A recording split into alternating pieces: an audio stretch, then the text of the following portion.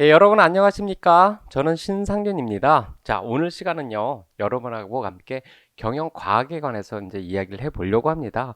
이 차를 위해서 이제 경영과학을 준비하시는 분들에게 도움이 될 수 있는 강의를 하도록 최선의 노력을 다한다라고 말씀을 드리면서 오늘은 이제 첫째 시간이죠. 지금은 첫째 시간이기 때문에 여러분에게 경영과학이다라고 하는 그 이론적인 내용과 또 경영과학이다라고 하는 것은 어떤 것인지에 관해서 이야기를 하기 전에 경영과학이다라고 하는 것들이 어떠한 내용으로 구성되어져 있으며 그리고 여러분이 공부할 때 어디를 포인트를 두고선 공부를 해야 하는지에 관한 그러한 내용에 관한 오리엔테이션을 먼저 진행을 해 보도록 하겠습니다.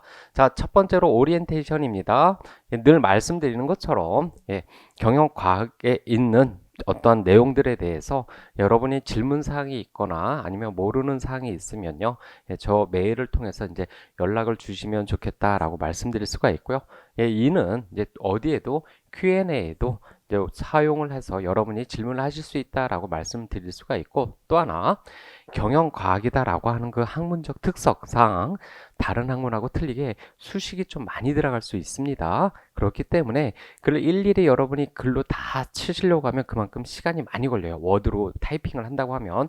그렇기 때문에 여러분이 손으로 풀다가 모르는 부분들이 있거나 아니면 질문할 내용이 있다라고 하면 그 부분을 캡처해서 저한테 보내주셔도 좋겠다라고 말씀드릴 수가 있고요. 이렇게 말씀드리는 이유는요. 이제 물론 이제 메일을 보내실 때 어디 이제 뭐 경영지도사 2차 경영과학에 관한 질문입니다라고 질문을 올리시는 그 기본 틀은 가져가시면서 그 안에서 그 내용에 있어서는 자유롭게 여러분이 저에게 보내주셨으면 좋겠다라고 말씀을 드릴 수가 있고요. 그런 형식으로 해서 이제 Q&A와 뭐 이메일을 활용을 해서 여러분하고 컨택하는 어떤 포인트로 가져가겠다라고 말씀드릴 수가 있고요. 두 번째로 이제 교재는요, 엑셀 경영과학 5판, 강금식 박영사, 강금식 이제 교수가 쓴 박영사에 있는 이제 책을 활용을 하려고 하고요. 사실 이제 경영과학이다라고 하는 책들이 이제 되게 시중에 많이 있는데요. 그 중에서 이제 경영과학 제5판 강금식 교수님 책을 쓰는 이유 중에 하나가요. 경영과학이다라고 하는 것이 이제 요새 이제 흐름상 엑셀로 이제 대학 교재로 사용되어지는 많은 책들이 엑셀로 이제 풀어져 있는 형식으로 이루어진 경영과학 책이 참 많고요.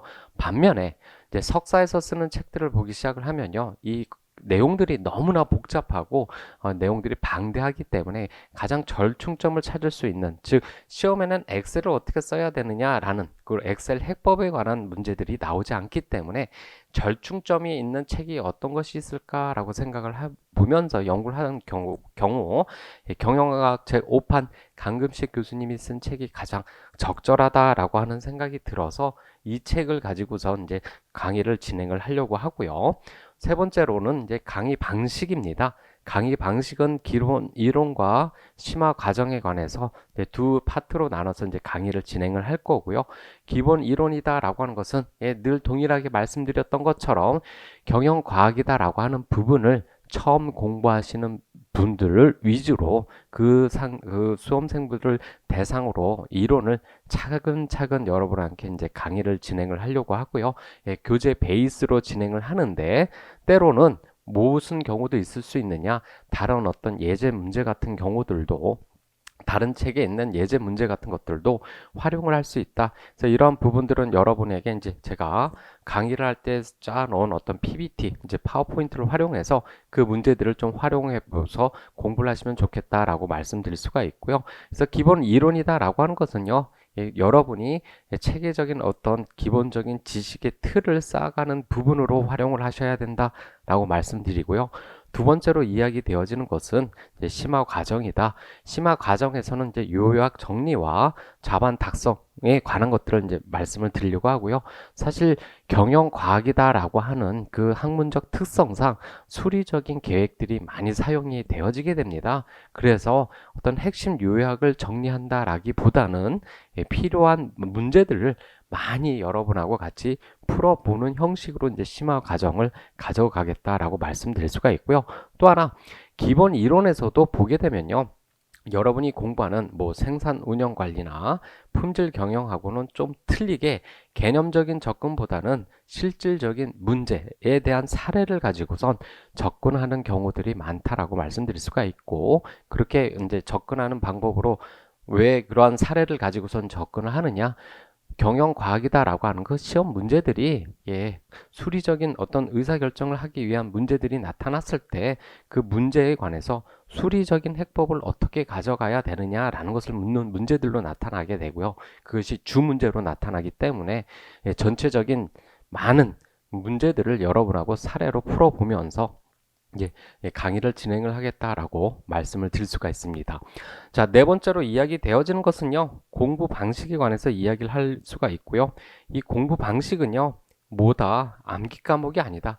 특히 경영과학은요, 암기 과목이 아니다라고 말씀드릴 수가 있고요. 그래서 전체적인 뭐다? 어떤 방법론적인 그 해법에 대한 그 구조를 이해하는 것이 무척 중요하다라고 이야기를 할 수 있다. 그래서 철저한 이해로 구조를 잡아가는 그 방법론으로 공부를 하셔야 된다라고 말씀드릴 수가 있고요.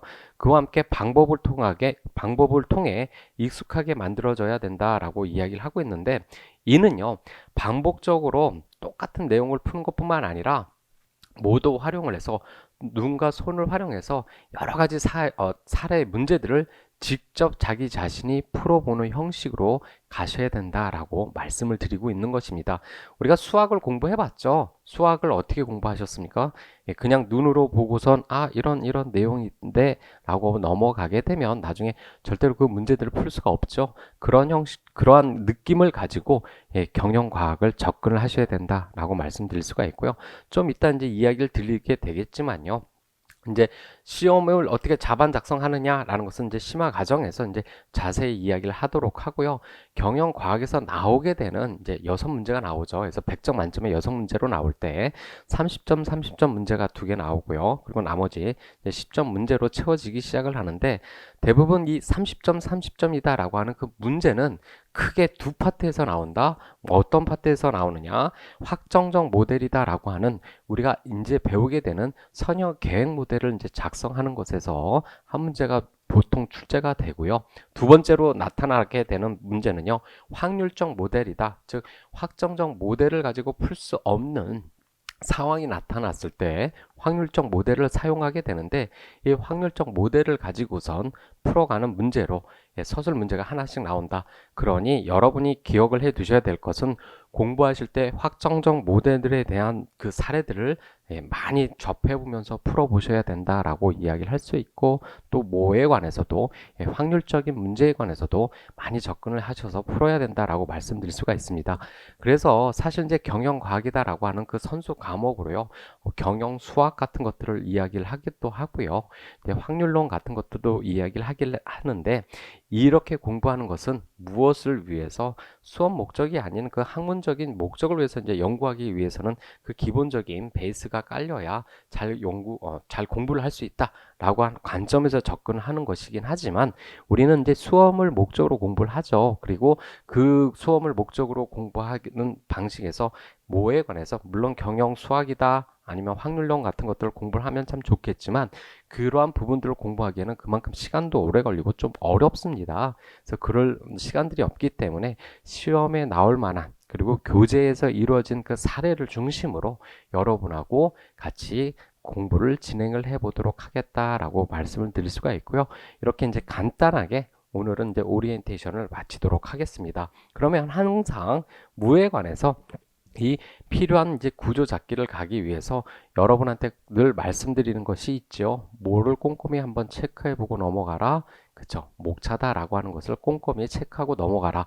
왜 그렇다? 이제 그 책을 쓰게 되는 그 전문적인 지식을 가지고 있는 지은이가 뭐에 관한 자신의 그 지식 구조를 가지고서 책들을 서술하기 때문에, 그 전체적인 그 구조를 익히는 데 있어서 뭐를 차례를 공부하는 것, 차례를 공부한다는 표현은 좀 그렇고, 그 차례를 기억하는 것만큼 효과적인 방법이 없기 때문에 그렇다라고 말씀드리면서, 오늘도 동일하게 뭐에 관해서 경영과학이다라고 하는 그 차례가 어떻게 이루어져 있는지에 관해서 이제 잠깐 이제 보고서 넘어가는 시간을 갖도록 하겠다.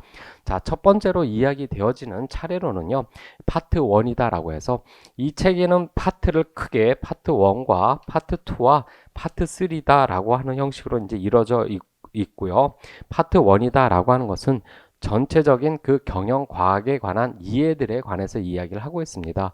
왜 경영과학이다라고 하는 것이 태동이 되었고 그 태동된 이 상황 속에서 어떤 형식으로 발전되어져 왔으며 그리고 그렇게 발전되어져 온 것이 경영학이다라고 하는 그 위치에서 어떤 위치를 처하고 있는지 그리고 우리가 이야기하는 그 경영과학이다라고 하는 그 의사결정 문제를 해결하고자 하는 방법론은 어떠한 방법론을 쓰는지에 대한 개략적인 설명을 하고 있는 것이 경영과학의 이해다라고 이야기를 할 수 있고요. 그와 함께 경영과학이다라고 하는 것은 크게 두 꼭지, 두 개의 이슈로 크게 이루어지고 있는데요. 하나는 의사결정을 하는 데 있어서 그 의사결정에 주어진 자료들 아니면 데이터들이 모한 경우 정형화되어져 있어서 확정적으로 우리에게 주어지게 되는 경우가 있을 수 있고요. 두 번째로는 우리가 의사결정하는 사건이나 여러 가지 행위들 자체가 주어지는 조건에 따라서 의사결정이 하게 되는데 그 조건들이 뭐한다? 가변적이다. 즉 확률적인 병동을 가지고선 이야기되어지게 되는 확률적 모델이다라고 하는 그 두 부류로 나뉘어진다. 그러면 확정적 의사결정을 하게 되는데 쓰여지게 되는 모델들이 무엇이 있느냐? 라고 이야기를 하면요. 그 첫 번째로 이제 선형 계획법인 LP다라고 하는 것이 있고요. 리니어 프로그램이다라고 하는 그 선형 계획법이 확정적 모델에서 가장 대표적으로 이야기되어지는 이야기들을 이야기하고 있다. 그래서 이 선형적 모델이다라고 하는 부분에서는요. 우리가 여러 가지 선형 계획식에 관한 내용들을 보게 될 것이고요. 그 안에서 이 선형 계획을 풀어가는 방식이 있습니다. 그래서 이제 단지가 이야기한 심플렉스 법이다라는 것을 통해서 이제 선형 계획식을 풀어가는데요. 사실 이 심플렉스다라고 하는 부분들도 좀 어렵고 그동안 이제 시험에 나오지 않았기 때문에 이 해법에 관한 답을 끌어내는 해법에 관한 것들은 이야기를 안 하려고 합니다. 단지 그 해법을 통해서 풀어가는 데 있어서 방법이 세 가지 정도가 있는데 첫 번째 말씀드렸던 단지가 이야기한 심플렉스법이 있고요. 두 번째로는 그래프적 해석이 있습니다. 근데 이 그래프적 해석도 사실 무척 이제 한계를 가지고 있습니다. 그냥 2차원석에 있는 평면에서 그래프를 그려서 문제를 풀어가는 것은 쉽게 갈 수 있는데 그 차원이 2차원을 넘어선 3차원, 4차원으로 가기 시작을 하면 점점 문제 풀어가는 것을 할 수 없기 때문에 그래프에 대한 해석에 관해서도 간단하게 이야기를 해보려고 하고요. 하지만 그 안에서 실질적으로 선형 계획에서 얻어지는 해법이다라고 하는 그 해답을 가져가게 되는 그 의미들에 대해서 이야기를 하게 되니 뭐에 관해서 선형 계획법에 있는 그래프 방법, 즉 챕터 3에서 이야기하는 내용들도 여러분이 좀 기억을 해 두셨으면 좋겠다라고 말씀드릴 수가 있고요.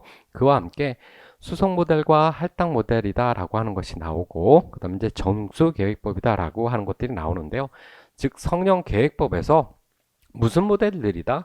확장된 모델들이다 라고 이야기를 할 수 있습니다. 즉 첫 번째로 이야기되어지는 성형 계획법이다 라고 하는 것은요, 성형 계획법에 대한 그 기초적인 문제에 관해서 우리가 이야기를 할 것이고요. 그와 함께 확장되어진 모델로 수송 모델과 할당 모델, 정수 계획법 같은 것을 이야기를 할 수가 있고, 사실 확정적 모델에서는 이 부분들이 가장 많이 나오고 있다라고 말씀을 드릴 수가 있고요. 그와 함께 목적 계획법이다라고 하는 다기준 의사결정, 즉 위에 있는 문제들은요, 의사결정을 하게 되는 목적이 딱 하나로만 이루어지고 있습니다. 그 목적 하나로만 이루어진 것으로 의사결정을 하는 데 있어서 어려움이 많더라. 그러니까 다 목적을 가지고 의사결정을 해야 하는 경우들이 생기게 되고 그 다 목적을 가지고선 의사결정을 하기 시작을 하는 방법론을 다기준 의사결정이다라고 하는 부분에서 우리가 공부를 하겠다라고 말씀드릴 수가 있고요. 이것들이 무슨 모델에서 확정적 모델 안에서 이야기되어지는 부분들이다 라고 말씀드릴 수가 있고요. 자, 세 번째로 이야기되어지는 것은 이제 파트 3에서 이야기되어지는 것은요, 예, 확률적 모델이다라고 하는 것이 나오기 시작을 하고요. 이 확률적 모델이다라고 하는 것에 대해서 이야기를 하면 이제 네코트 모델, 그리고 퍼트 CPM, 이런 퍼트 CPM 같은 경우는요, 생산 및 운영 관리에서도 이제 우리가 많이 이야기를 하게 되는 부분들 중에 하나고요. 의사결정론, 마코브 체인이다. 그리고 대기행렬, 쿠익 모델이나 그 다음에 시뮬레이션 모델이다 라는 것을 이야기를 하려고 하고요. 여기서 이야기되어지는 확률적 모델이다 라고 하는 것은 확률을 가지고서 모델링을 한다라고 말씀드릴 수가 있고, 이 확률이다라고 하는 의미는 뭐 가능성을 이야기를 하고 있습니다. 가능성이다라고 하는 것은 확정적으로 그것이 이루어질 것이다 라고 가늠해 볼 수 있는 것이 아니라 뭐 한다? 앞으로 일어날 가능성이 이럴 것이다 라고 이야기하는 것이 확률이고요. 그런 확률을 가지고서 풀어가는 모델들에 대해서 이야기를 하고 있다. 그러면 여기에서는 어떤 모델들이 나오느냐 라고 이제 물어보게 될 때요, 확률적 모델이다 라고 하는 것은 매 신년마다, 매 시험마다 거기서 다뤄지는 모델들이 다 다르게 나타나기 때문에 여기에 있는 내용들에 대해서는 전체적인 여기에 나와 있는 네트워크 모델, 퍼트 CPM, 의사결정론, 마코브 체인이나 대기 행렬, 그리고 시뮬레이션 모델 같은 것들은 꼼꼼하게 좀 여러분이 기억을 해 두셨으면 좋겠다라고 말씀을 드리고요. 그와 함께 실질적으로 문제를 푼다라고 하면요, 네트워크 모델이나 퍼트 CPM, 그리고 뭐 마코브 분석 같은 문제들, 그리고 대기 행렬 모델 같은 것들이 가장 많이 문제를 푸는 문제로 출제가 되어진다. 여기서 문제를 푼다라고 하는 것은 자신이 실질적으로 모델링을 세우고 답을 고아가는 형식을 이야기를 하고요. 시뮬레이션이나 그와 함께 뭐 의사결정론이나 이런 의사결정 나무 같은 경우는 좀 더 어떤 형식으로 접근을 하고 있다. 전체적인 10점짜리 문제 같은 걸로 이제 접근을 하는 경우들이 있는데요. 사실 어떤 문제가 더 중요한가라고 이야기 드리기는 좀 애매모호하다. 왜냐? 출제자의 어떤 경향 아니고 어떤 성향에 따라서 내가 이 문제는 30점짜리 문제로 낸다라고 하면 그건 30점짜리 문제로 충분히 출제할 수 있는 가능성들이 높기 때문에 그렇다. 그래서 확률적 모델 같은 경우는 하나씩을 다 꼼꼼하게 기억을 해 두시면 좋겠다라고 말씀드릴 수가 있고요. 이러한 내용을 가지고 이제 여러분이 공부를 하실 때 무엇을 만들었으면 좋겠다, 이제 서브 노트를 만드시면 좋겠다라고 말씀드릴 수가 있는데요. 여기서 이야기하고 있는 서브 노트는요, 그 전에 이야기했던 이제 서브 노트의 개념하고 좀 틀리게 뭐 어떤 형식으로 여러분이 짰으면 좋겠다. 일단 뭐 A4 용지나 A5 용지를 가지고서요, 각각의 모델별로 여러분이 직접 수식을 짜고 그 수식에 대한 내용들을 기록한 것을 서브 노트로 가져가셨으면 좋겠다라고 말씀드릴 수가 있고요. 그 안에서 선형 계획에서 내가 최대한 문제를 풀었다. 최대한 문제 중에서 프로덕트 믹스드 프로그램, 즉 제품 혼합 문제를 풀었다. 그러면 그 제품 혼합 문제 있는 책에 있는 내용 이외에도 뭐 책에 있는 연습 문제를 더 풀 수도 있고, 그리고 다른 이제 문제들을 더 풀 수도 있겠죠. 그런 내용을 직접 여러분이 푸신 내용이어야 됩니다. 그것을 계속 모아한다. 접어넣어서 업데이트 형식으로 가져가는 형식으로 서브 노트를 이제 만들어가는 것이 좋겠다라고 말씀드릴 수가 있고요. 이 안에서 이런 형식으로 이제 서브 노트를 가져가라라고 말씀드리는 이유 중에 하나는, 이는 외워서 끝날 문제가 아니다. 그리고 또 많이 푼다라고 해서 그것을 다른 문제들을 풀 수 있는 것이 아니라 철저하게 이해를 하고 그 개념들에 대한 서로 간의 그 구조들을 뭐하면 생각하지 않으면 절대로 이제 문제가 어렵다라고 말씀드렸기 때문에 이런 형식으로 서브 노트를 활용해서 공부를 하셨으면 좋겠다라고 말씀을 드릴 수가 있고요. 이 내용들이 이제 전체 오리엔테이션에서 이야기하고 있는 내용이다라고 말씀드릴 수가 있죠. 자, 그러면 그 첫 번째로 경영과학의 이해에 대해서 이야기를 해보려고 하고요. 이 경영과학 이해다라고 하는 것은 이제 간단하게, 사실 이제 이 부분들은 책에 그러니까 시험에 잘 출제되어지는 부분들은 아니다. 그러니까 사실 이제 출제되어진 적은 없는데요. 뭐 한다? 그 전체적인 그 기본을 가져가기 위한 그 시작이기 때문에 이 부분들도 잘 기억을 해 두셨으면 좋겠다라고 말씀드릴 수가 있고요. 특히 경영과학을 공부하는 데 있어서 여러분이 놓치지 말아야 할 것이 무엇이 있느냐? 예로 다른 이제 과목들은요, 물론 이제 앞에 있는 내용들을 알아야 이제 다음 내용들을 이어서 이야기를 해볼 수 있지만, 특히 경영과학은요, 앞에 있는, 그러니까 전 시간에 배웠던 내용을 철저하게 이해하지 못하면 그 다음으로 넘어가는데 무척 어렵다, 무척 누게되어지는, 그쵸, 앞에 있는, 우리가 이야기하는 그 앞에 있는 공정들에 관한 것들, 즉 공부한 내용들이 뒤에서 계속적으로 연관되어서 나타나기 때문에 뭐 한다? 각 개념, 그리고 각 챕터마다에 있는 그 내용들을 철저히 기억하고 공부하고 넘어가셔야 된다라고 말씀을 드릴 수가 있고, 그러한 의미를 가지고 경영과학이다라고 하는 그 의의, 그 기초에 관해서 먼저 짚고 한번 넘어가도록 하자라고 말씀드릴 수가 있습니다. 그러면 경영과학이다라고 하는 것은요, 뭘 얘기하고 있느냐? 복잡하고 불확실한 환경 속에서 뭘 하려고 하는 의사결정을 하려고 합니다. 근데 그 의사결정을 하는 데 있어서 막무가내로 의사결정을 하는 것이 아니라 일정하게 의사결정을 하는 데 있어서 뭐 할 수 있는, 도움을 줄 수 있는 정보를 제공해 주자 라고 이야기하고 있는 것이 경영과의 그 기저에 깔려 있는 내용이다. 즉 의사결정을 결정하는 것이 아니라, 의사결정을 항상 누구가 이루어지고 있습니까? 누구가?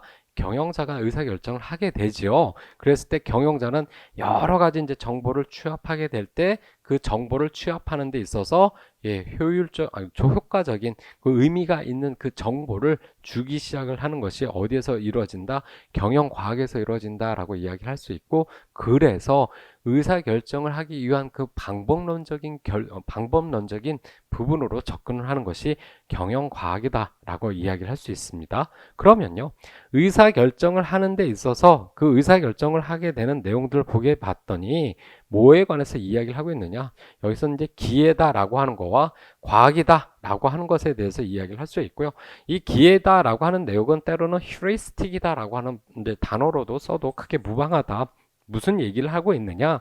기회의 방식, 즉 아트다라고 하는 방식으로 의사결정하는 것은 간단한 문제, 즉 과거에 경험한 바가 있는 문제의 경우 경영관리자의 경험이나 판단력에 의존해서 주관적인 방식으로 문제를 풀어가는 것이 기회적인 방법이다.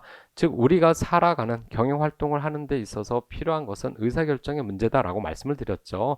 그러한 의사결정의 문제에 있어서 내가 과거에 이루어졌던 대로 그대로 행해서 뭐하는 의사결정, 아니면 이번에 새로운 의사결정을 하려고 하는데 거기에 대한 어떤 데이터 같은 것이 잘 없었을 때 과거에 이렇게 문제들을 풀어봤더니만 잘 이제 풀리는 것 같더라, 그러니까 이번에도 이렇게 한번 해볼까? 라는 형식으로 이야기 되어지는 것이 기회적인 방법이고 이제 주관적 방법이다. 그런데 이 주관적 분석 방법이다라고 하는 것에 관한 가장 큰 맹점이다라고 하는 것은 무엇이 있느냐? 그 의사결정자가 부재시에 없다라고 한다면 뭐 할 수 없더라? 의사결정을 할 수 없다라고 하는 문제들이 나타나게 되더라. 그리고 주관적이기 때문에 그만큼 뭐 오류도 많이 나타날 수가 있더라. 그래서 의사결정을 객관적이고 체계적으로 가져가자라고 이야기를 한 것이 과학적인 방법을 사용을 하자라고 말씀드릴 수가 있고, 그러한 과학적인 방법으로 경영과학이다라고 하는 학문들이 태동되어졌다라고 말씀드릴 수가 있습니다. 그럼 과학적인 방법은 뭘 얘기하느냐? 문제가 복잡하여 시간과 비용이 소요되어지는 경우에, 그리고 불확실하고 동태적인 환경에서 뭐에 관한 합리적이고 체계적인, 여기서 합리적이고 체계적인 것이다 라고 하는 것은 무엇을 의미하느냐? 객관적인 것을 의미한다 라고 얘기를 할 수 있고요. 이를 경영과학적 입장에서 이야기를 하면 뭐로? 수치화시켰다라고 이야기를 할 수 있습니다. 왜 이 수치화시켰다라고 하는 것이 의미를 가지느냐? 일단 데이터들을 뭐로 활용할 수 있더라? 컴퓨터로 활용을 할 수 있다라고 이야기를 할 수 있고, 그와 함께 컴퓨터로 활용할 수 있다고 하면 그만큼 문제의 복잡성이 커진다라고 하더라도 뭐 실질적으로 썼던, 손으로 풀었던 문제보다, 그에 대한 해결량보다 엄청나게 많은 양들을 모아해 볼 수 있다, 해결할 수 있는 의사결정 정보를 가져올 수 있다라고 말씀드릴 수가 있고요. 또 하나, 체계적이고 합리적이다라고 하는 것은 객관적이다라고도 이야기를 할 수 있고, 이 객관적이다라고 하는 의미는 뭐 그 방법을 알고 있는 사람이다라고 한다면 실질적으로 그러한 의사결정을 내리지 않았다 하더라도 모호한다. 그 방법을 알고 있는 사람이다라고 하면 그 의사결정을 내리지 않는 사람이 부재시에도 그 방법론을 알고 있는 사람도 뭐 부재한 사람하고 비슷한 거의 동일한 의사결정을 할 수 있다라고 하는 의미로서 그 객관성이다라는 것이 확보가 된다. 그리고 수치적이다라고 하는 의미는 우리가 1과 2 중에 어떤 숫자가 더 큽니까? 라고 이야기할 때 대부분 2가 큽니다 라고 얘기를 하죠. 그 숫자 체계를 이해하고 있는 사람이다 라고 하면 동일한 해석을 내릴 수 있다. 이러한 동일한 해석이다 라고 하는 것은 미국, 영국, 일본, 중국, 우리나라 모든 나라에서 똑같은 답을 얻을 수 있다라고 하는 것이 객관성을 확보한다라고 이야기를 할 수 있고, 그런 의미에서 모가 경영과학이다라고 하는 의미들을 이야기를 해볼 수 있다라고 말씀을 드릴 수가 있겠죠. 그러면 이러한 의미에서 경영과학이 필요하기 시작을 했다. 그런 의미로 접근을 한다라고 하면 그러면 경영과학이다라고 하는 정의에 관한 거와 필요성에 관해서 한번 이야기를 해보자. 그래서 경영 의사결정 문제의 분석과 해결을 위하여 무엇을 과학적으로 접근하는 것과 계량적으로 접근하는 것을 이야기를 한다. 다시 이 이야기를 하면 무엇로 수리적으로 접근을 하자. 그러니까 수학적인 모델을 쓰자라고 이야기를 하는 것이 경영과학의 정의다. 뭐에 관해서 의사결정을 하게 되는 문제와 그 해결을 위해서 수리적인 방법론을 써가자라고 하는 의미로 이야기를 해볼 수 있고요. 그 안에서 경영과학이다, 핵심이다 라고 하는 건 그래서 계량적이고 객관적이고 수학적 모델을 쓰자라고 이야기를 하며 경영 문제 해결을 위한 분석적 도구와 절차와 기법을 사용을 한다라고 이야기를 하고 있습니다. 이 내용에 대한 기초를 보게 되면요. 아이고 수리야 숫자야 라고 이야기하는데 사실 우리가 이제 공부하게 되는 이 경영과학에서의 내용은 그렇게 어려운 수리적인 내용들을 쓰고 있진 않다라고 말씀드릴 수가 있고요. 특히 성형계획식이다 라고 하는 것은요, 더하기 빼기만 잘할 수 있으면 문제를 만들 수 있는 간단하게 풀어져 있는 부분들이다 라고 이야기를 할 수가 있다 라고 말씀드릴 수가 있고, 또 하나 수리적으로 풀었다라고 하는 것은요, 제가 객관적이다라고 말씀을 드렸죠. 여기서 객관적이다라고 하는 것은 어느 누가 그 방법론을 안다라고 하면 동일한 해답을 가져올 수 있는 것이다라고 말씀드렸고, 그 의미는 무엇이 있더라? 규칙이 있다라고 이야기를 할 수 있다. 그래서 경영과학이 어려운 듯 하더라도 그 규칙만 여러분이 잘 뭐하고 꿰고 있다라고 하면 시험에서 이 경영과학만큼 쉽게 점수를 획득할 수 있는 학문도 없다라고 말씀드릴 수가 있죠. 그러면 이러한 전체적인 경영과학의 의미 안에서 경영과학으로 쓰여지는 동일어는요, OR이다라고도 이야기를 하고요, 때로는 Decision Science다라고도 이야기를 하고요, 계량 경영학이라고 하는 Quantitative Management다라고도 이야기를 할 수 있고, 때로는 요즘은요 뭐라고도 얘기하면 매니지먼트 사이언스다라고도 이야기를 하고 있고요. 이런 내용들에 대해서는 이런 내용들로도 쓰여진다. 그래서 만약에 여러분이 그 경영과학, 즉 강근식 교수가 쓴 그 경영과학 책 말고 다른 책을 보게 된다라고 하면 결정과학, OR 아니면 계량경영학이다라고 하는 제목, 아니면 매니지먼트 사이언스다라고 하는 MS다라고 쓰여진 그런 책들을 더 이제 구입해서 공부를 하셔도 큰 문제가 되지 않는다 라는 것을 이야기를 하기 위해서 여러분에게 말씀을 드렸다라고 이야기를 할 수가 있고요. 그와 함께 경영과학의 필요성에 관한 얘기를 하게 되면요, 경영과학의 복잡성, 그와 거대함, 그 어떤 저장과 처리 능력의 향상, 시장 경제의 심화, 유가 환율 국제 환경의 불안정성, 빅데이터다라고 하는 데이터들이 나오고, 거기에 대한 여러 가지 위험과 불확실성에 대한 증가로 인하여 경영과학이다라고 하는 것이 필요하게 됐다라고 하는 내용들을 이야기를 하고 있다. 그와 함께 이제 경영과학의 발전 과정에 관해서 이제 잠깐 보기 시작하려면요, 이 내용들은요, 왜 이 경영과학이다라고 하는 것이 초기에는 OR이다라고 하는 부분들로 많이 쓰여졌는데, 그 이유 중에 하나가 사실은 경쟁을 통하고 나면 여러 가지 기술들이 아주 이제 진보하게 되는 경향들이 나타나게 되고요. 전 세계적으로 1차 세계대전과 2차 세계대전을 겪으면서 이제 적에 대한 어떤 위치와 그리고 의사결정을 하는 데 있어서 여러 가지 이제 작전에 있어서 이제 수학적인 방법들이 사용되어졌고요. 그러한 방법들이 사용되어진 것은 이제 오퍼레이션, 이제 전술, 이 작전이다라고 이야기를 할 수가 있고, 그 안에서 경영학에 모아해서 영향을 주어서 이제 발전해졌기 때문에 이제 보통 옛날에 이제 공부하신 분들은 대부분 오알이다라고 하는 표현들을 쓰고 있다라고 이야기를 할 수 있고, 그 중에서 모의 요 단지다라고 하는 사람이 경영과학에서 핵을 한번 이제 굳게 되기 시작을 하는데요. 그 사람이 뭐를 얘기했다? 성형계획법이다라는 것을 이야기를 했다. 아, 이제 우리가 공부하게 되는 성형계획법이다라고 하는 것은 리니어 프로그램이다라고 하는 그 LP 모델이다라고 하는 것은 뭘 얘기한다? 단지가 고안한 방식이다라고 얘기를 할 수 있고요.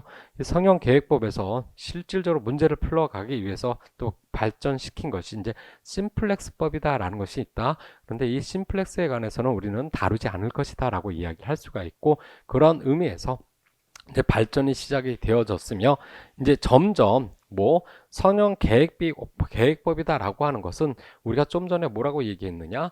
LP 모델이다라고 얘기를 했고요. 거기서 L이다라고 하는 것은 리니얼이다라고 해서 직선으로 표현되어지는 것을 의미하게 됩니다. 그런데 이 직선으로 표현되어진다라고 하는 의미는 어떤 의미를 가질 수 있느냐? 무척 간단하게 문제를 풀 수 있다라는 의미로 접근을 해볼 수 있고요. 그렇다면 현실에 있는 복잡한 의사결정 문제를 간단한 선으로 풀어서 이야기를 한다라고 하면 그만큼 효율적인 방법들이 없지 않겠죠. 있을 수 없겠죠. 그래서 이 선형계획법이다라고 하는 것이 무척 이제 좋은 방법으로 경영학에 이제 접근되어서 쓰고 있는데요. 그런데 이제 하나의 단점이다라고 하는 것은 선형계획법이다라고 하는 것이 현실 문제를 100% 표현해 줄 수는 없다. 이제 실질적으로 학자마다 다 다르긴 하는데 한 70에서 80%, 때로는 많으면 이제 90%까지 이제 이야기를 한다라고 얘기를 하는데, 왜 그럼에도 선형계획법이다라고 하는 걸 쓰느냐? 그 경제성 때문에 그렇다. 그러니까 현실 문제에 대한 그 복잡한 것을 풀기 위해서 뭐가 노력하는 것이 100만큼 들어간다라고 하면 선형계획법이다라고 하는 것이 70에서 80% 노력만 들려도 뭐 할 수 있는 현실 문제에 대한 것들을 웬만한 것을 풀어갈 수 있다라고 한다면 이만큼 효과적인 것이 없다라고 얘기할 수 있고, 그러한 경제성 때문에 LP다라고 하는 것들이 뭐였다? 많이 이제 나타나기 시작을 했는데, 문제는 여기 성형계획법이 가지고 있는 뭐가 있더라? 치명적인 단점들이 있고 현실 문제들을 너무 왜곡하는 경향들이 있더라. 그래서 비선형계획법이나 정수계획법이나 동적계획법 아니면 포트 CPM 같은 것들이 나타났고요. 현재 다이나믹 프로그램이다라고 얘기하는 동적계획법은 때로는 네트워크 문제다라고 하는 것으로도 동일하게 사용을 하도 큰 문제가 없다. 그와 함께 이제 점점 확률이나 수학의 발달로 인하여 대기 행렬이나 시뮬레이션 모델, 그 후에 전차적으로 정보 기술의 발달로 인하여 MIS와 결합해서 DSS, Decision Support 시스템이다라고 하는 것들, 그리고 이제는 전문가 시스템서부터 시작해서 인공지능 시스템까지 발전되어져 왔다라고 말씀을 드릴 수가 있고요. 그리고 이제 97년서부터, 그러니까 최근이죠. 최근에서부터 이제 엑셀이다라고 하는 것만큼 좋은 프로그램을 다룰 어떤 자료를 처리할 만한 쉽고 편안한 프로그램이 없다라고 해서 이를 활용을 해서 이제 경영과에서 많이 쓰여지기 시작을 하고요. 그래서 이제 대학이다라고 하는 부분에선 대부분 LP 모델이다라고 하는 걸 짜는 것을 정통적으로 접근하기보다는 엑셀로 문제를 풀어가는 형식으로 많이 이야기를 하고 있다라는 거. 하지만 요 엑셀이다라고 하는 부분도 우리는 다루지 않고 넘어가겠다라고 말씀드릴 수가 있고, 그와 함께 최근에 들어와서 빅데이터가 이제 이야기되어지고, 이 빅데이터다라고 하는 정보의 특성을 가지고선 분석하는 비즈니스 분석론이다라고 하는 그런 학문들로 발전이 되어졌다라고 말씀을 드릴 수가 있겠죠. 자, 네 번째 경영과학의 특성이다 라고 하면 경영 의사결정에 관심이 있고 그와 함께 과학적 접근법을 적용한다. 우리가 이제 첫 번째 가져가야 할 과학적 접근법이다 라고 하는 것은 선형 계획식을 차한다, 즉 수리적 모델로 만드는 부분들을 이야기를 할 수 있고, 시스템적 접근 방식과 학제적 팀워크와 수학적 모델을 사용하고 이제 컴퓨터를 사용한다 라는 부분으로 경영과학의 특성이 있는데, 우리는 어떤 특성을 가져가고자 한다? 과학적 접근법과 수학적 모델이다라고 하는 부분의 그 특성들을 주로 공부를 하겠다라고 말씀을 드릴 수가 있고요. 그와 함께 뭐의 경영과학이다라고 하는 것은 궁극적으로 무엇을 위해서 의사결정을 하기 위한 그 정보를 제공하는 그 도구로서 방법론으로서 우리가 접근을 해볼 수 있다라고 말씀드릴 수가 있고요. 그러면 그런 의사결정이다라고 하는 거와 문제 해결이다라고 하는 부분에 대한 그 절차적인 순서들을 한번 보자. 그래서 의사결정이다라고 하는 것은 문제를 규명하고, 문제를 규명한다라고 하는 것은 뭐가 나타나기 시작했다?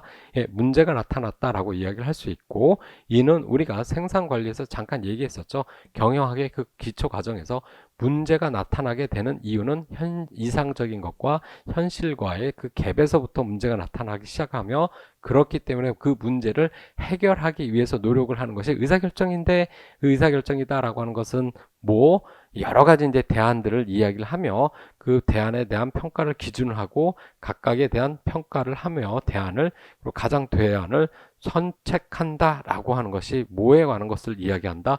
의사결정의 과정에서 이야기되어지는 것들을 이해를 한다.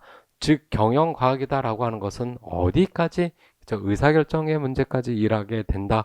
그 의사결정 문제를 가지고서 풀어진 해답을 경영자에게 들어가기 시작하면 실질적으로 선정한 대안을 실행하는 그 의사결정권을 가지고 있는 경영자들이 실행을 해보고 뭐한다? 만족스러운 해인지 결과를 평가하는 것이 전체적인 문제 해결에 대한 것이다.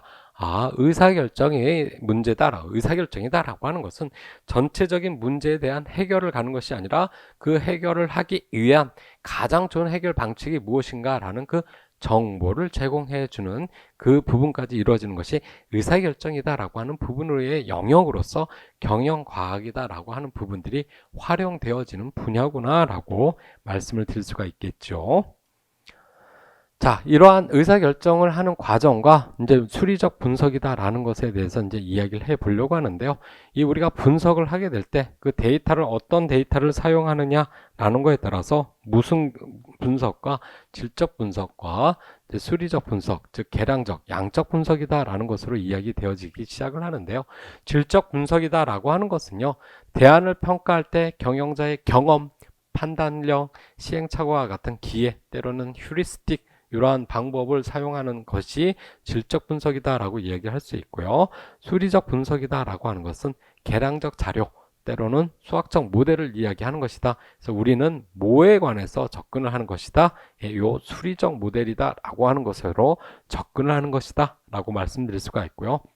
그러면 질적 분석 방법에 대한 사용을 하게 됐을 때 내용들은 해결하는 문제가 간단하거나 잘 알려지지 않거나 비용에 관련 문제가 크지 않거나 분석 시간이 뭐한다? 없을 때는 질적 분석 방법들을 사용을 하고요. 반면에 수리적인 방법인 Quantitative Analysis를 사용하게 되는 것은요. 문제가 막대한 자금과 관련된 중요한 문제거나 해결하려고 하는 문제가 복잡하거나 새로이 잘 알려지지 않았을 때나 그리고 관련 비용이 상당할 때 이제 문제 분석 시간들이 충분을 하게 될 때 우리는 뭐 수리적 방법들을 사용을 한다. 그와 함께 분석 방법에 대한 분류를 가지고 있다라고 했을 때 문제의 구성과 뭐 문제 분석이다라는 것을 이야기되어진다. 어떠한 문제들이 나타나게 됐느냐? 라고 했을 때 문제에 대한 정의와 대안의 결정과 기준의 결정을 하게 되고 그 문서를 분석하게 될 때 문제를 질적 분석과 수리적 분석이다 라는 것으로 나뉘어지고 그것을 요약 평가하고 최종적으로 의사결정을 하게 되는 것이 분석 방법의 종류로에 대한 뭐다? 분류다 라고 이야기를 할 수가 있다. 자, 그러면 과학적 방법이다 라고 하는 것들은 어떤 의미를 가지고 있느냐 라고 이야기를 할 수가 있고요.